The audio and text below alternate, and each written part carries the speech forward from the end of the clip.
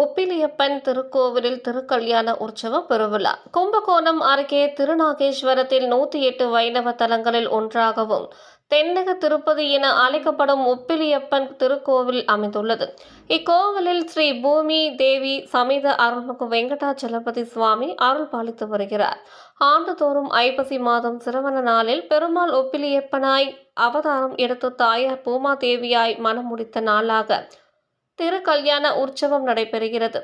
அதன்படி இந்த ஆண்டு 110வது உற்சவ விழாவை முன்னிட்டு ஒப்பிலியப்பன் பூமாதேவி தாயாருடன் சிறப்பு மலர் அலங்காரத்தில் எழுந்தருள திருக்கல்யாணம் நடைபெற்றது.